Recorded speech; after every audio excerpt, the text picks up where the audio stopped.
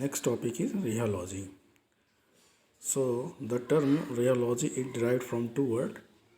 Rheo means होता है flow and logy means science. So rheology means study of flow of liquid and deformation of solid under the certain degree of stress. Stress means force which is applied on the material.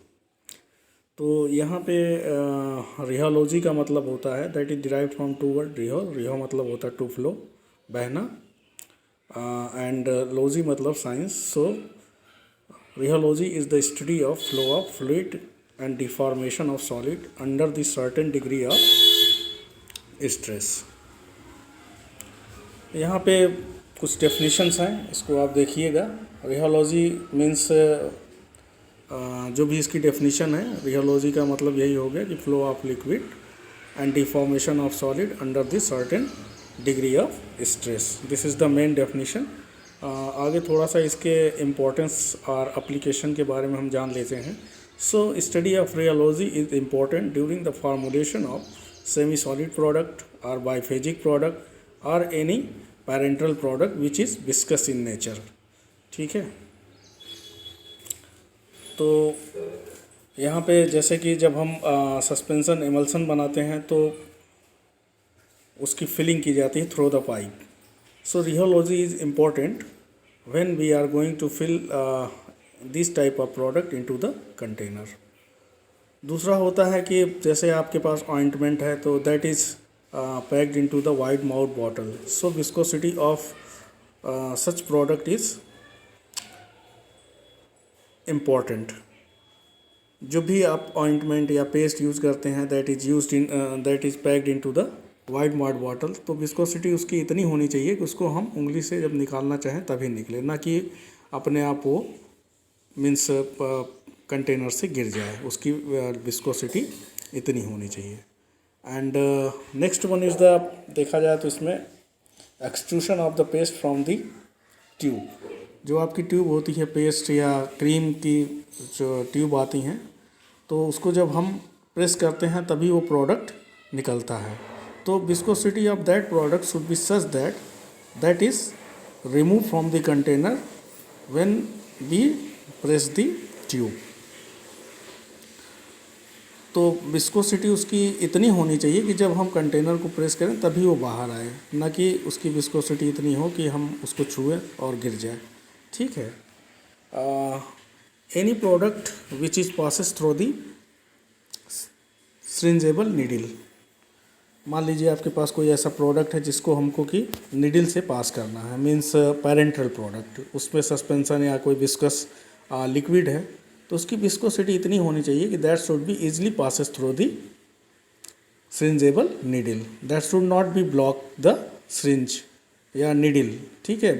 Needle को block ना करे, बाकी उसकी viscosity इतनी हो कि वो आसानी से सिरिंजेबल नीडल से पास हो सके. तो इसमें आप देखिएगा थोड़ा सा इसका इम्पोर्टेंस और ये मीन्स एप्लीकेशन. तो ये दिया हुआ है manufacturing of the dosages form and handling of the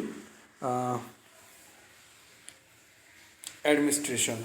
तो मैन्युफैक्चरिंग में ही जब हम क्रीम, पेस्ट, सस्पेंशन, एमल्सन ये सब बनाते हैं, या during the coating of tablet, उसमें भी आप सॉल्यूशन बनाते हैं या सस्पेंशन बनाते हैं किसी कोटिंग सॉल्यूशन का, तो उसको जब हम को टैबलेट पर अप्लाई करते हैं तो उसकी विस्कोसिटी भी इतनी होनी चाहिए कि वो आसानी से that should be spreadable on the surface of the tablet. वो आसानी से टैबलेट के सरफेस पे मीन्स स्प्रेड हो सके, ना कि एक ही जगह पे एक्यूमुलेट हो सके. तो यहाँ पे मेनली जैसे मैन्युफैक्चरिंग ऑफ डोजेस फॉर्म, तो डोजेस फॉर्म में आप जब भी सेमी सॉलिड प्रोडक्ट या कोई विस्कस पैरेंटल प्रोडक्ट बनाते हैं, या क्रीम पेस्ट, जो भी इस तरीके के आपके बाइफेजिक लिक्विड आते हैं, बाइफेजिक लिक्विड में सस्पेंशन एमल्सन जब हम बनाते हैं, तो उस टाइम पे रिहोलॉजी बहुत इंपॉर्टेंट होती है. ठीक है. Study of rheology is the important during the manufacturing of the semi solid product, biphasic product or any parental product which is viscous in nature. ठीक है. तो यहाँ पे आप देख लीजिएगा manufacturing of the dosages form. तो यहाँ पे material undergoing process such as mixing, flowing through the pipe, filling into the container, etcetera.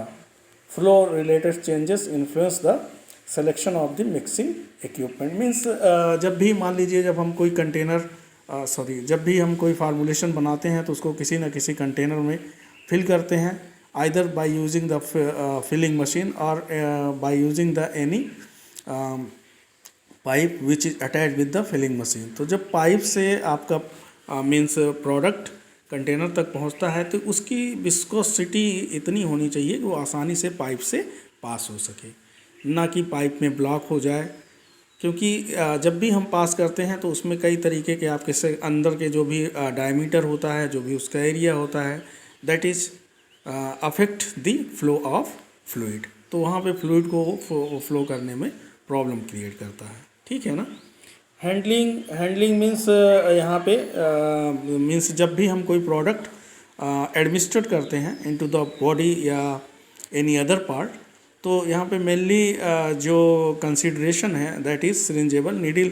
तो हमने अभी डिस्कस किया कि अगर इस तरीके के कोई पेरेंटल प्रोडक्ट हैं जिसकी विस्कोसिटी जो कि विस्कस इन नेचर है, तो that should be easily passes through the syringeable needle. तो सिरिंजेबल नीडल से अगर वो आसानी से पास हो जाते हैं तो वो कैपिलरी को ब्लॉक नहीं करते हैं, ना कि अगर आप बॉडी के अंदर इंट्रोड्यूस करते हैं तो वो जहाँ पे आईवी दे रहे हैं या कोई और रूट दे रहे हैं तो वो वेन को ब्लॉक नहीं करती, आसानी से पास हो जाती, ठीक है ना।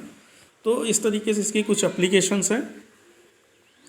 तो रिहालॉजी मेनली जब भी हम मतलब कि रिहो मतलब फ्लो होता है, तो जब भी हम कोई प्रोडक्ट बनाते हैं और उसको किसी कंटेनर में फिल करते हैं तो इस तरीके का जो भी कंसिडरेशन है उसको that is very important during this type of formulation. अच्छा, एक चीज़ और इसमें देखा जाए कि जब भी हम सस्पेंशन या एमल्सन बनाते हैं तो the viscosity of the suspension and emulsion should be such that is easily filling into the bottle and easily removable from the water. वो आसानी से बॉटल में फिल भी हो सके और आसानी से उसको हम कंटेनर से विड्रॉ भी कर सकें, तो उसकी विस्कोसिटी इतनी होनी चाहिए। तो मीन्स अलग अलग प्रोडक्ट की विस्कोसिटी अलग अलग तरीके की होती है। जैसे आप क्रीम पेस्ट ये देखेंगे तो उसकी विस्कोसिटी थोड़ा सा सॉलिडिफाई की मतलब कि सॉलिडिफाई की तरफ की रहती है। उसकी जो भी आपका प्रोडक्ट होता है ज़्यादा विस्कस होता है, ज़्यादा मीन्स ठोस होता है in comparison to the suspension emulsion, because that is packed into the extrusion bottle, extrusion tube कह सकते हैं उसको, जो आप ट्यूब लेते हैं, and also that is packed into the wide mouth bottle, जो आपका मतलब चौड़े मुंह का कंटेनर होता है, ताकि हम उसको उंगली से आसानी से प्रोडक्ट को निकाल सकें। जो आपके ट्यूब में होते हैं तो उसको हम आसानी से प्रेस करके जहाँ पे भी एप्लीकेशन एरिया है या जहाँ पे हमको यूज़ करना है वो आसानी से उस पर आ सके। So these there are some important application of the rheology. Now next जो आपके कुछ मीन्स टर्मिनोलॉजी इसमें आती है। जब भी हम रिहोलॉजी पढ़ते हैं तो इसमें 2-3 term that is very important. First one is the shear stress and shear rate, और एक शियर है, shear is the movement of the material relative to the parallel layer. Shear, तो यहाँ पे जब भी कोई मटेरियल मूव करता है parallel to the relative to the parallel layer तो उसको हम शियर बोलते हैं। और शियर स्ट्रेस क्या होता है, it is the type of force. यहाँ पे मीन्स इसको हम कह सकते हैं कि एक फोर्स होता है। Shear stress is the force applied per unit area to make liquid flow. तो शियर स्ट्रेस क्या होता है कि जो भी एक तरीके का फोर्स होता है that is applied on the fluid